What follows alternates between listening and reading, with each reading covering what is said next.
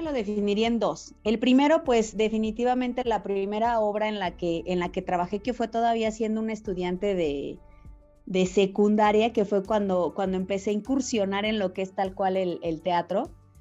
La primera obra en la que yo estuve, yo tenía unos, yo creo 14 años, cuando yo conozco al director Isaac Ortega en el Estado de México. Yo vivía en el Estado de México, era el maestro de teatro de la escuela en la que yo estaba. Entro al taller y me enamoro del teatro y monta una obra que se llama El silencio de los cielos.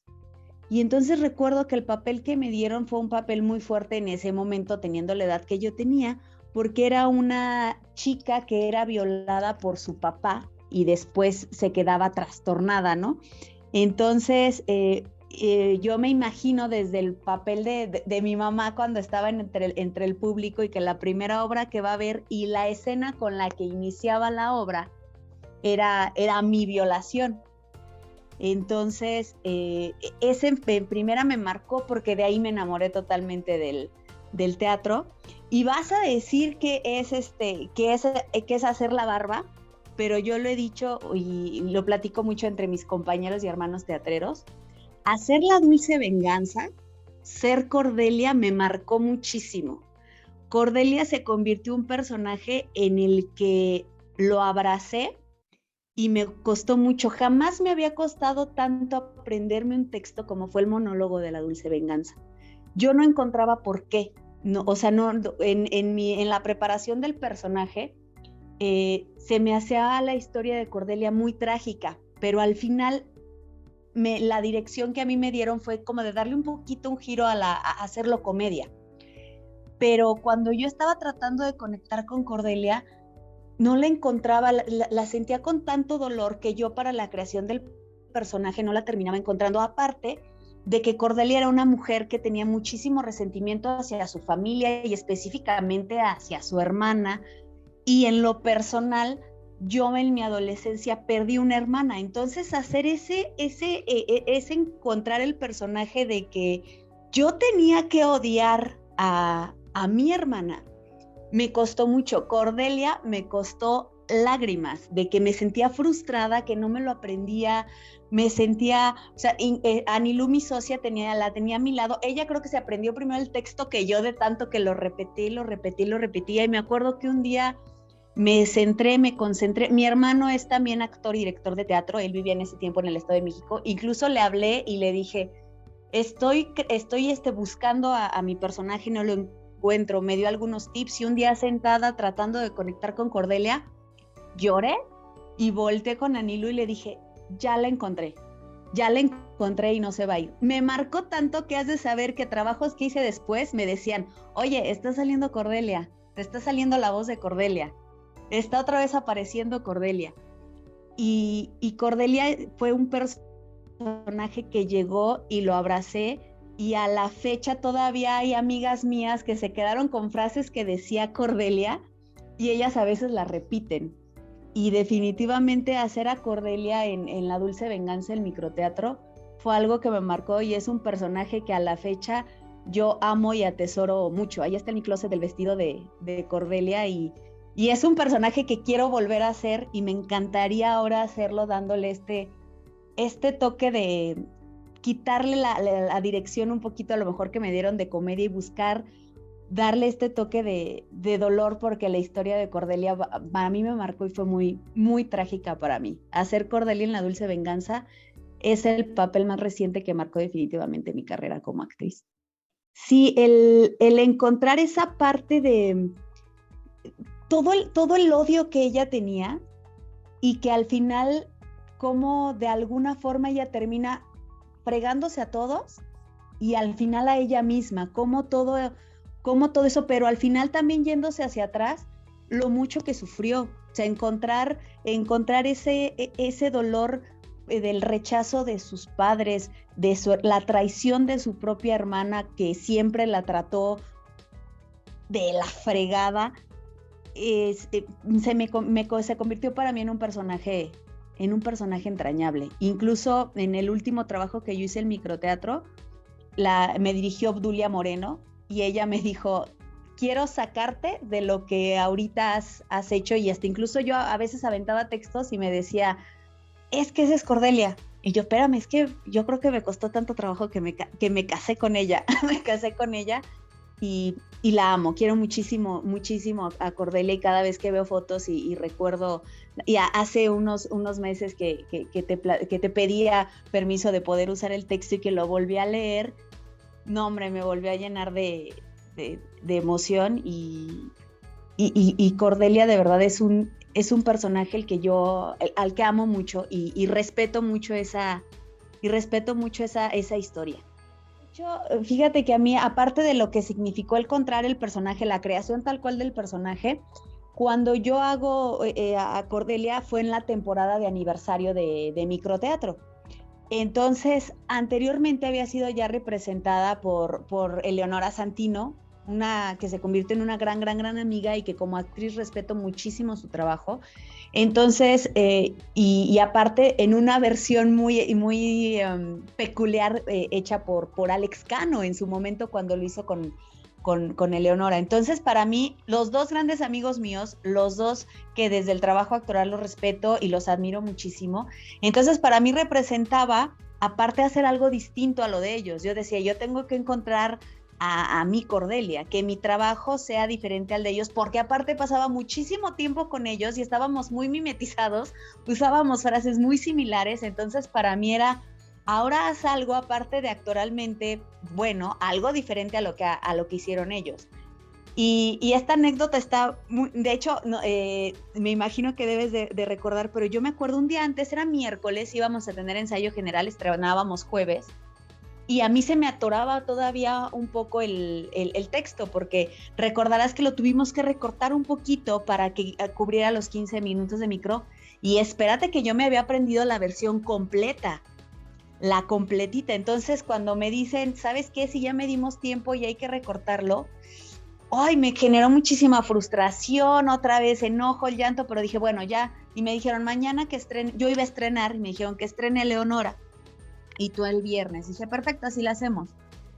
Jueves, 12 del día, suena mi teléfono y era Leonora Santino con su muy peculiar. ¿Cómo estás, bebé? Y yo, bien. Y me dice, ¿cómo va el texto? Le dije, me acabo de sentar, ya ahorita sale perfecto. Y me dice, es que igual y tengo un pequeño inconveniente porque me acaban de aventar en la moto y creo que me rompí el brazo. 12 y estrenábamos ese día a las 7. Me habló Alex Cano y me dijo, ¿cómo estás? ¿Qué hacemos? Y le dije, hoy sale. A las unas 2 horas, 3, le hablé y le dije, ya lo tengo, estoy lista, llego un poco más temprano nada más para darle otra repasada ya en escenario y con vestuario, pero sale. Y salió. Y al final una temporada que iba a ser como, íbamos a alternar Eleonora y yo, ella por lo del brazo ya no puede y me aviento yo sola completa la temporada. Y fíjate que es algo curioso, porque el otro día lo platicaba con Alex, de los personajes que hice el micro, que estuve casi un año en microteatro mes tras mes, Cordelia era la única que se salía conmigo a los pasillos. Es decir, yo salía a los pasillos de microteatro y yo seguía siendo Cordelia y bromeaba con las otras salas y yo seguía siendo Cordelia. Antes no me pasó lo que a Jim Carrey, que llegara yo a mi casa y siguiera yo siendo Cordelia, pero creo que por eso también significó muchísimo, muchísimo para mí, porque fue el tratar de hacer algo diferente a lo que ya habían hecho dos de mis compañeros, que lo hicieron muy, muy bien también. Sí, definitivamente era muy curioso porque yo incluso sacaba los chocolates, entonces sacaba los chocolates y los repartía, invitaba a los chocolates y los repartía, y eso le despertaba mucha la curiosidad a la gente para saber qué pasaba en esa sala y por qué andaba la señora repartiendo chocolates. Y me pasó mucho que al final de la obra me pedían algún chocolate y yo se los daba todavía en personaje, diciéndoles que pues se los comían bajo su propio riesgo. Pero fue muy querida y fue muy, muy bien aceptada Cordelia en esta temporada de aniversario de Micro.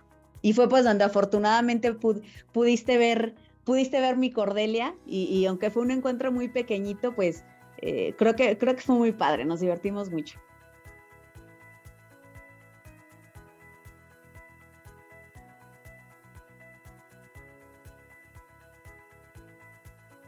Yo creo que, fíjate que me gustaría volver un poquito otra vez más al drama. En microteatro hice mucha comedia. Entonces, cuando yo inicié mi carrera en el teatro, yo estaba en la compañía de teatro negro mexicano, donde hablaban de temáticas muy fuertes, problemas sociales. Imagínate, te digo que tenía yo 14 años y la obra empezaba con una violación. Entonces, de ahí hice realmente papeles muy fuertes y muy metidos al drama, que como que desde la parte actoral implicaban mucho trabajo en la cuestión, algo como te decía, de Cordelia, que es buscar el personaje, que es encontrarlo. Y el microteatro, y me fui de la compañía de teatro negro cuando me voy de México y me meto a estudiar psicología y dejo el teatro por un tiempo. Cuando yo regreso al teatro y me reencuentro como actriz en microteatro, yo hice comedia. Entonces, y yo nunca había hecho comedia tal cual y lo disfruté muchísimo. Entonces yo creo que me gustaría otra vez regresar un poco a eso, al dramón, porque pues si uno es teatrero, uno es dramático. Entonces sí me gustaría mucho regresar al drama y me gustaría a lo mejor poder encontrar un papel que significara un reto más para mí, algo nuevo. No sé, nunca he bailado. ¿Qué tal si ahora, qué tal bailo? Es más, si cantara bien, yo creo que haría teatro musical, pero no canto tan bien. Pero me gustaría regresar como esa parte del drama. Sí, o igual también me gustaría incursionar un poco en cortos. Nunca he hecho algo tal cual, a lo mejor en cortos o algo que vaya como un poco más enfocado en el cine. Entonces quizá me gustaría como quizá probar en esa parte, porque pues yo he sido teatrera muchos años y me gustaría a lo mejor experimentar qué es estar ahora eh, actuando ante una cámara. Digo, finalmente sí me grabo y hago cosas para aquí, para la agencia, para Exens, pero quizás hacer algo, entrar un poquito al mundo del cine, sí me gustaría experimentar, a ver qué pasa desde aquel lado. Sí, y fíjate que estuve en un comercial pre-pandemia, cuando todavía teníamos más trabajo.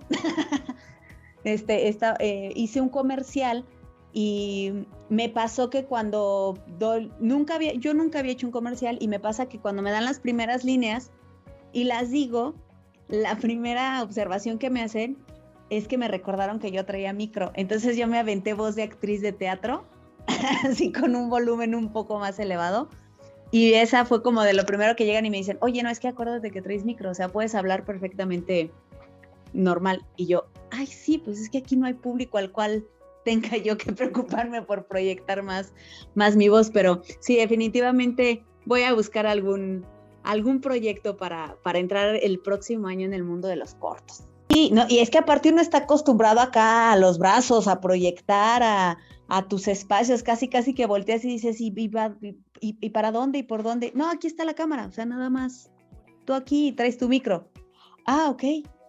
Bueno, o sea, entonces creo que sí es algo que me gustaría como experimentar de una forma nueva. Igual creo que sería un nuevo reto, porque pues tú lo estamos diciendo ahorita, no es teatro y estamos muy acostumbrados a proyectar y a trabajar en teatro, y pues tan solo que en cine o hasta incluso en los comerciales es sí tratar como de romper esa cuarta pared que no siempre sucede en teatro, siempre es otro rollo. Definitivamente sí es una experiencia que quiero vivir, que espero que alguien por ahí me vea y me ponga ahí un buen reto. Alejandro Ramírez, esto es un llamado para ti. Llámame.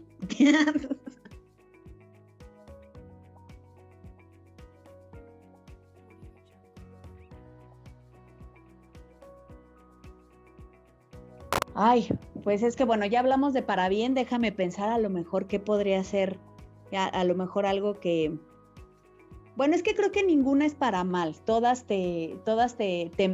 definitivamente es, tanto lo bueno o lo malo es totalmente un aprendizaje.